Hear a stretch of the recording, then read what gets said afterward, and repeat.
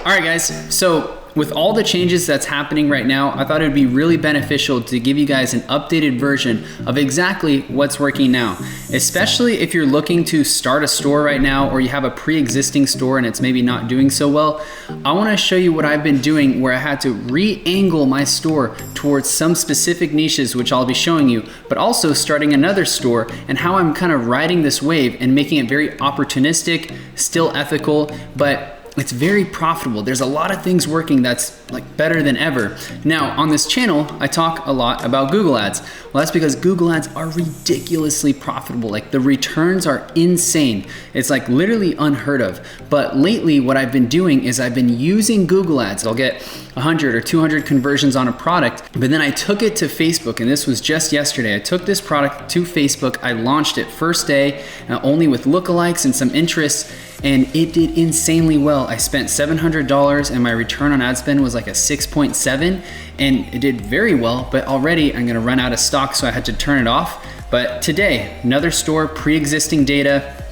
Today is insane, like a 4.5. Yesterday was like a 4.3. And it's using the same method, and we're going with Google Ads, we're getting conversions, and we're starting in a very profitable and opportunistic industry. So in this video, I'm gonna be covering 3 different parts. So part 1 is gonna be all about niches and industries. So we're gonna be kind of walking through that. Part 2 is about products, and then part 3 is about testing. So it's very important that we understand how we're going to test our business and test our idea in the most profitable way without blowing through all of our budget. And then I'm gonna cover shipping as well. So it's yet again another packed video, so let's go ahead and get started. Okay, so in part 1, we're gonna be covering industries, and the common thread you'll notice with each niche that I'm showing is that they have consistency beforehand, but they also have this very good spike during the pandemic, because we really don't know what's gonna happen, whether this virus is gonna be done in a month and then spike up during winter. We need to be prepared. So the first one that is spiking like crazy that not too many people know just yet is home gardening. Now, home gardening is spiking because a lot of people are worried about food shortages. Anything to do with growing food at home, a lot of people don't have a front yard or backyard, so they will literally get these little devices that helps grow food at home so they can be self-sufficient. And in fact, another product is things like bread makers. Now, bread makers, this is insane. Once again, growing food at home or getting a bunch of flour and making bread at home. So it's being self-sufficient. So things like this or angled towards this is doing very well. Now I want to keep going because then in the next part, I want to show you guys examples. Now the next one is kids' toys.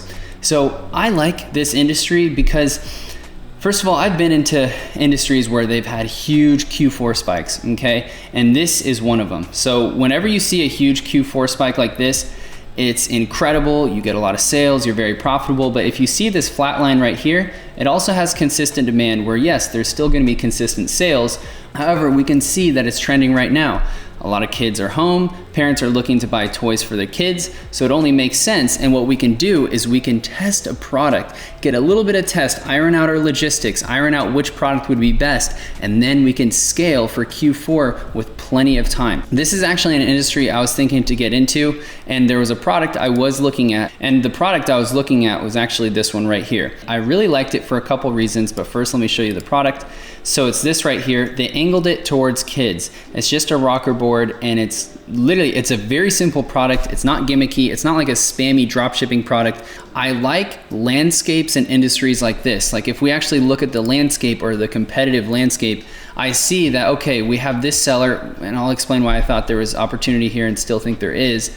Etsy, I don't see a bunch of drop shipping sites, and it looks like a legitimate landscape. These are ones that I personally think are much easier to get into and is not an uphill battle. So I want to mention why I saw opportunity with this. Well, because these guys clearly don't really understand Google Ads. You can literally rank this product. This might be a sleeper where literally if you rank it in the right places, it can go viral. It can do very well, especially in the kids niche or even getting a lot of data with Google, and then you can scale it with Facebook. Like there's a lot of different options you can do. Now, I don't want to hype on just this one product. I'm mainly just giving ideas in part 1, but just a side note, even if you see Etsy or anything else, those aren't really like competitors to worry about. The ones to worry about is just seeing listings flooded with dropshippers, and then it's just not fun, okay?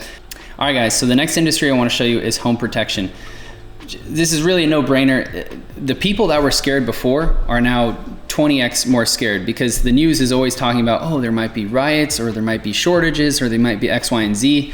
So it's no wonder why it is spiking right now. But what's interesting is if we actually click right here, we go to home protection, just type it in. I see this landscape, like this is a unicorn. I usually never see things like this where it's one seller across all the listings. So that's very interesting. Truthfully, the way I would go about this is I'm not necessarily looking to compete with a company like this, even though you might be surprised, like it might actually work, like if I was just option number 2, but the direction I would look to go is just rank a product in home protection and, you know, obviously other terms, and rank a product that is a little bit more unique, but still falls under this category, such as this, like a pepper sprayer wireless alarm system. Like this is a very good idea. I mean, if you can find a product like this, I mean, that's great. But regardless, my point was like this landscape is really good. So when you're doing your research and you see home protection and you go back and you're like, oh, it's definitely trending and it's consistent, like those are a bunch of check marks. Like that's really, really good. So now the next one is drinking games. This is an incredible industry to get into. I actually know a lot of people having success in this space, but it's a no-brainer. Like every single Q4, a lot of people, I mean, people drink around Christmas and the holidays, right? That's just how it is. And so you'll see a huge spike. But even right now, when everyone's quarantined, or even when people, I mean, sadly, when people are depressed, drinking goes up, right? So this is another very consistent industry, right? Just another idea to have when you're doing your research, right? So we're gonna keep going. All right, right here is the door gym, right? In my last video, how to make $100 a day during the coronavirus, I released that video. A lot of people went into the fitness niche and I got a lot of people giving me results. They're like, wow, like this works, like blah, blah, blah. And I'm really happy, but still, I gotta admit, I think this is one of the best industries still to get into. I'm gonna give you guys one other example as like a walkthrough, but I mean, anything in home workout is a very good opportunity. And you can see it's spiked, it's at its peak, and it's consistent. People are always gonna be purchasing these things. So that was just part 1. So now I wanna go over part 2, and we're gonna do a walkthrough of some products and industries and a little bit more in depth. So let's go ahead and do that. All right, guys, so there's gonna be 2 industries I'm gonna show you. The first one is in the yoga space. So I wanna just show you first that you'll be like, well, Charlie, this looks really flat. It looks very flat, looks very consistent. Okay, I'm gonna show you some products in the yoga space. And then the second one is door gyms. I wanna show you kind of another angle that you can go. Since a lot of people are selling in this fitness space, I think that there's gonna be a repurchase cycle, and I'm gonna show you like a couple products that I think would fit into that. So first of all, I wanna show you in the gym space. I noticed a lot of people are truthfully selling what I showed in my last video, which is resistance bands, which is a great product, and actually it might still just do really well right now. But one thing I wanna show you is ideas like this. So like things that are like cable pulleys or adding weight or little accessory products to the workout equipment that people just bought, I think would do very well. It still fits as being very trendy, and I noticed even for me, after I bought my squat rack, I bought my bench, I bought a lot of stuff, I went and I was like, oh wait, I need like a cable so that way I can, you know, do tricep dips and everything. And I noticed, I was like, oh, this is actually a good idea to sell. I mean, like people like me would definitely buy it. And what's interesting right now is customers are gonna be more open to waiting because everyone is backlogged on orders. I mean, especially US companies. So as long as you have customer service, you're kind of fine. Now it's like an even playing field. It's almost like everyone is drop shipping. Everyone is like, oh, pre-order or get yours will ship out in like 14 business days. Like it's really an even playing field in that sense. So back to the main point though, things like this I think is actually a very good idea. Now, I want to circle back to the yoga industry. So like I mentioned, very, very, very flat curve, right? But actually what's interesting is if we go and individually search each product, things like yoga mat, we see that these things are peaking. So that's interesting. So I saw yoga mats are peaking. I'm not really going to sell a yoga mat, but that's interesting. And I see, okay, yoga stand. And I'll show you guys what a yoga stand is, but we see, oh, this is at a peak too. Another thing, a yoga hammock. So I see that all of these are peaking and at an all-time interest. So I'm not gonna say that this is what I'm looking for every single time, but if I see that, that is definitely something I want to keep on the side and be like, okay, maybe I should actually test something in the yoga space, and maybe I should test something in the home workout space like that cable pulley. And actually in part 3, that's what I want to show you guys, is how to test and how to test against a control. So what I mean by that is, if we're looking at this, like I have 2 industries in mind: yoga space, which looks promising, door gyms, which is, I mean, it's selling, right? So I want to see which one is more profitable right out the gate and which one is easier to see traction with. And so some examples actually in the yoga space, I did a general search of like literally yoga stuff, and I was looking for something that was interesting.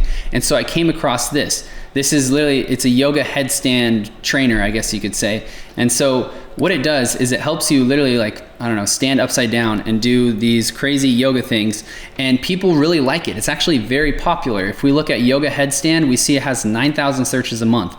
So I don't always go off of keywords and see like, oh, how many searches does it have? Because it doesn't really matter. But the fact that this many people really know what yoga headstands are, that's actually a good sign. So I looked around and I was like, okay, the landscape isn't bad. Like I see Etsy and I see this company right here. They're all legitimate. And if we look on their website, they have an outstanding landing page. And I think, they're doing a fantastic job. But if we look at their ad, like once again, they're not ranking in all the profitable spots. So they might be the best company in the world, but their marketing isn't fully there, at least in Google. But what I would also do is, if I just list this product and I give it some good effort, I structure my landing page, I have my best ads, and I kind of put everything, my best foot forward. Well, once I put everything out there, I would then generate some conversions, get some data, and you know what I might do is I might go ahead and take this product and then scale it on Facebook, and it might be very profitable, because this is not typically like a spammy dropshipping product, and it's not like something that you would think of right off the bat. It's very unique and it's very niche down.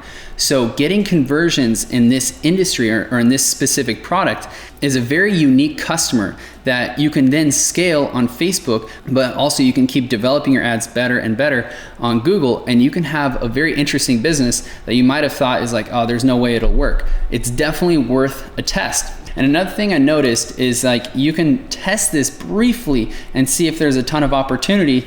I wish it was wood, but it is a good price point and it ships from the United States. And so this would be one way to start testing. And then if it does really well, then you can lean into being a more legitimate brand, and you can actually start differentiating yourself a little bit by literally adding in this is an all-in-one yoga headstand where you can get a full body workout. You have these resistance bands, you can do your tricep dips. Like if you wanted to go all out and you like yoga and you know a little bit about this industry, like you can have a very creative business and create a little moat by having a unique product. I mean, that's the best way to have a long-term business. And so this is like the direction I would go. Now, of course, there's also other products. Remember, like the yoga hammock. As far as the landscape, I do not like this landscape that much. I see Wish, I see Light in the Box, but it still might be interesting to just test and see, because a lot of their landing pages are horrendous. Like if we look, like this is not good. I mean, you could just tell there's no selling. It's just pictures. Like people won't even know really what this is doing. And if we go to the next website, same exact thing. And yet somehow they're ranking up in the top and they have to be at least somewhat profitable. So very interesting. And this is just an idea of like the process that I would go through. I have a couple different products. I can test it in this niche. I can test it in the fitness niche. And now at least I have a game plan. I'm like, okay, this is a good shot. Something's got to work. Something's got to give me some traction, especially when I have my landing page right, my ads right, and I'm following this strategy. But what's the best strategy to follow when you're testing and to really kind of conserve your budget? So that's what I want to show you. All right, guys, so this is probably gonna be one of the more valuable parts of this video, and it is definitely one of the most valuable skills you can learn. So first, I wanna go over high level of testing and then specifics. So very important, we need to make sure to never get attached to an idea, a product, or business before we test it against a control. And so what that means is we need to at least have some kind of baseline, not theory or hypothetical like hopes. We need to test our product against another product. And sometimes we might even need to test a business against another business. So like more into specifics is I personally like to test 1 to 3 products in a niche. If I can, maybe I'll just test 2 products in a niche and get some kind of baseline. Then sometimes I'll literally start another store and I'll see, okay, how do I like this store versus this store? Is it easier to get sales? Do I like the customers better? So I'll get a general idea and it'll help me kind of maneuver and see which business do I want to put more of my time into. Now I will get into specifics of how much to spend and everything, but still this high level is very important. So once I have a general idea, then this is the business that I'm then going to take and put more of my time into, more of my effort. But keep in mind, when I'm testing, I still put an ample amount of effort. I want to make sure that I don't put more effort in one business than the other, but at the same time, I don't need it to be a perfect scenario, because if the business is only going to work in a perfect scenario, then it's not necessarily like extremely opportunistic. So that's really important high level. Now, if I'm to future pace a little bit, what you'll notice is as you start getting experience as an entrepreneur, yes, you'll grow a business, you'll grow this business, and you'll see, oh yes, it's profitable, I'm making money every single day, every single month. And then you'll see, you know what, this business is great, but I don't like the SKUs or I don't like the complexity. But then you're gonna take that and you're gonna test another business, and you're gonna have a new set of standards for you to test a business that you like. So that's kind of the process. But I wanna step back again and explain, okay, if you're just starting out, how should you test? What is like the protocol? So in specifics, if I'm choosing a product that is at the sale price, if I'm selling it for $90, then what I'm gonna do is I'm gonna spend anywhere from 3 to 5 times my product price. So that would be for each product, it'd be around $270 to $450. Now, I'm actually gonna split that budget into 2 campaigns. So 50% of my budget is going into shopping, and the other 50% is into SCAGs. It's very important to split it into these 2, because shopping, yes, it's very profitable. People can actually see your product visually and then they click, but SCAGs is also very profitable too, because you're immediately ranking in the best spots, and it gets everything going and it gives you a really good perspective. Now, super important, when you're spending, when you're testing, when you're using your budget, make sure you are spending on relevant terms. Like for example, if I was selling this resistance strength gorilla bow, but I'm showing up for like bows and arrows, which is like similar but not at all my product, and I spent $300 on ranking in the wrong terms, well, that didn't really test my idea or product. Instead, that just wasted a ton of money on the wrong terms. Now, it's usually not going to be that extreme, but you can see 20, 30% of wasted budget, and that'll give you really bad data. So you need to go into your search term column and exclude, negative keyword list, right? And make sure that you're actually giving it a fair chance and you're showing it to the right people. I love Google that you can actually see like who you're showing it to, but it's important to be diligent and aware that it can rank into very odd spots, and you'd be very surprised. Once you start launching your campaigns, you'll see it very quickly. So this is a brief overview of exactly what I do to test. Now, I also want to go over shipping. So in my last video, I covered shipping. I covered last mile using aliexpress, SF Express, but I want to cover some like popular questions along with what I'm doing. So first of all, what should you use for shipping if you're just getting started? Well, the shipping method that you should use is the shipping method that your supplier says is good for that supplier. You see, each supplier is at a different port, is a different part in China. So it's important to have very good communication with that supplier and see, hey, what are your past tracking numbers? What's happened with your past US orders? Is ePacket better? Is the standard AliExpress shipping better? What is happening as in the last 3 days? So it's important to find a very good supplier on AliExpress. And how do you find them? You need to just search for your product and then message them and see if they have good communication. If they're not interested in talking to you, then they probably wouldn't be very diligent in shipping out the product either. So that is honestly way more important than knowing different shipping lines. However, the shipping lines that I lean towards is aliexpress, SF Express, DHL e-commerce, but DHL e-commerce is a little bit slower than the first 2. but the best one is finding a supplier that is already shipping from the US. And so there are a handful of them, like I showed you previously in this video, but it's mainly about asking your supplier and having them tell you. Now, whether you want to test a few orders to make sure that they're telling the truth or making sure that they actually have stock, that's another option as well. But most likely they don't really want to get themselves in trouble either, because when they have this estimated delivery time, it's not like they really want to get like disputes and chargebacks. Like, they're very afraid of that. So guys, look, I hope this helped. And to close it off, if you're kind of on the fence of whether or not you should start an e-commerce or launch a store, yes, right now is an incredible time. But right now is also a really good time to be very aware of what's happening. And so this video goes over a lot of those points. So I hope that this definitely helped. And I know this is actually what is working, especially for me, especially for my students inside the paid program. So guys, I hope once again this video helped. And if it did, go ahead, give it a thumbs up, and I'll see you guys in the very next one.